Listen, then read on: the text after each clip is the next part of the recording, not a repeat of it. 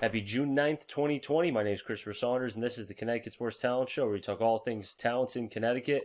And on today's show, I have a Bloomfield football player. First time I've had a Bloomfield football player on the show, and it's a pleasure to have Brandon Bish. Brandon, it's a pleasure to be able to have you on. Thank you, man. I'm glad to be on the show, man, for real. I think first off, before we get into your time with Bloomfield, just kind of tell me about what led you to playing the game of football. Basically, I started off with playing football at a really young age. Not really young, but compared to a lot of my peers that played football, I started kind of late. I started around 7th grade. Mm-hmm. Yeah, Raiders B team. I remember it. It just was a really young, late start for me. I felt like I should have started earlier, but that's not how it went. But basically, I was just the type of kid where it's like, I didn't really have anybody to play with. Like, I'm an only child, so it's like I always would like play by myself. And it's just like I was just like a really energetic kid, and I ran for fun. Like, it was crazy, man. Like, I ran for fun, and I just felt like having football would have helped me. And my mom decided to enroll me in a youth team for the town, and yeah, like that's when it all started. That's when it all clicked. Like, football is just for me. That's when it all started. So, since you like to run, I'm assuming, did you play running back early in your career? Yes, I did. I played running back and I played linebacker. Same thing. I've been playing that since youth. Still am. Now, during your youth, how long did it take you to kind of get acclimated to the game of football since you started so late? It honestly didn't take me a long time because, like, you feel me? I love to run, so it's like they put me at linebacker, and it's like since I was, like, agile and, like, fast during my time at youth, I could just see the holes. Like, I could see them open up, and I just make sure I'd get there first because, honestly, I was just working with speed at the time. I really didn't have strength. I had speed and agility, and I used that to get where I needed to get at the spot where I needed to get, and I would just, lay somebody out. You feel me? Right. Was there anybody in particular, like coaches, that kind of really jumped out to you and helped you kind of get you to where you are now in your youth? Yeah. So basically, it's like during my youth days, like I had my Coach Country. I wouldn't practice with the youth. I'd go to Bloomfield High practice while I was in 7th grade. Really? Yeah, I was practicing with their team since 7th grade. They wouldn't let me lift weights, obviously, because I'm, youth. Like, they don't allow that until you're a freshman. But I was working out with their varsity starters. We'd run hills, we'd run gases, and I felt like they just prepared me for youth. And ever since then, Coach Country, Coach Outlaw, the great big helps. Stack from Supreme Athlete, really big help. Like, I felt like they molded me into the athlete I am today, and it's just like, I'm grateful for that. That's unique, really, in a lot of ways that you were allowed to practice with the high school team, which speaks a lot about your talent, and two, that in a lot of ways probably made up for starting late in football. That probably speeded up the process because you were with some of the best athletes and still are at this time. You were with a very good coaching staff.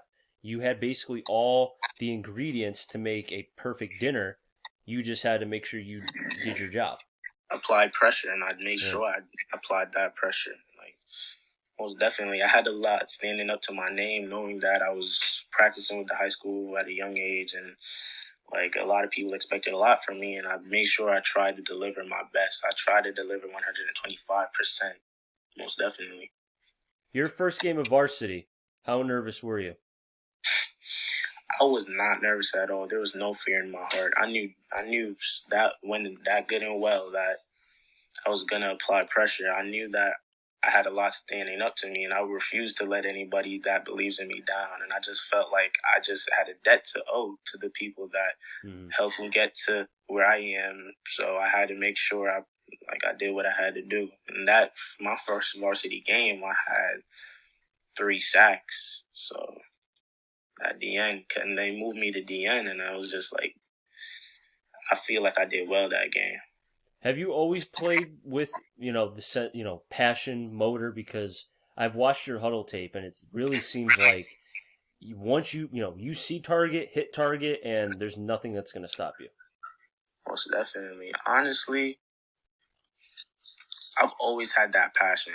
Not always, but it wasn't hard to come by. I always wanted to make sure the people that believed in me, I made sure like I stood up to what they believed in, and they expected a lot out of me, and I made sure that drove me, because it's like, if I feel like you've done right by me, I got to do right by you, and it's only right that I do right by them by applying my 100%. And I just felt like to have the passion for that, that's what gave me the passion. Not letting anybody down, not letting my team down, not letting my mother down. I just honestly feel like it was easy for me. I always had the passion. You really seem like you have like a mature, approach towards yourself. You really seem like you have someone who kind of has everything together. I'm sure on the football field you're the same way. Was the coaching staff, did they ever come to you either your freshman or sophomore year and say, "Hey, maybe you may not be captain, maybe you may not be this whatever, but guys are going to look up to you and you got to be on your best behavior"? Yeah, my coaches came to me around my freshman year. They told me I was going to be good. They told me that I was going to be great if I did what I had to do in the classroom and did what I had to do on the field. And I told them yeah, most definitely, that's definitely what's going to happen. So with them just letting me know that I could be a great leader, I honestly felt like that it wasn't going to be hard, because if they believed in me to be a good leader, I knew that I could do it. If they believed, I know I could have believed. So yeah, but now coming into my senior year, I feel like the leadership role for me is going to be very, very not difficult, but a challenge. And I'm up for that challenge. I'm up for any challenge. So I'm just prepared. Is there any one or two players in particular that kind of really jumped out to you, either that you played with or you played against, and you said, "Wow, this dude's legit"? I mean, yeah, there's some players that really have helped me become a better athlete when it comes to playing against different teams. Like with Bloomfield High, there's a lot of alumni that I played with that really taught me that I can be a great athlete if I keep doing what I'm doing, and just hanging around those guys and hanging around the people that I played against on different teams, they really stood out and showed me yo, you're a really good athlete. When it comes to names though, some athletes that I played against, I don't really know names, but man, yeah, I don't really know a lot of names, but I know some cats out there that are really good. I just don't know names. That's all right. I mean, hey, you played with so many. You played against a lot of good dudes. So Connecticut, there's a lot of talent, man, and you're one of those talents. And I think a lot of people, if they haven't realized that, I think they will this year when you guys play. Man, I don't even know what's coming. Bloomfield on top. We got that ring on the way. Most definitely. We coming back for vengeance. Every single one of the seniors. This is me, Denzel, Darren. Mm-hmm. We're ready. We're ready to show CT what CT's made of. We're ready to show people what Bloomfield High is made of. And I feel like people aren't ready for what we're about to bring. Really. Coming up just short in the championship game. I can only imagine, because I know this may sound like a dumb question. I understand probably the hurt. I can, I watched the video.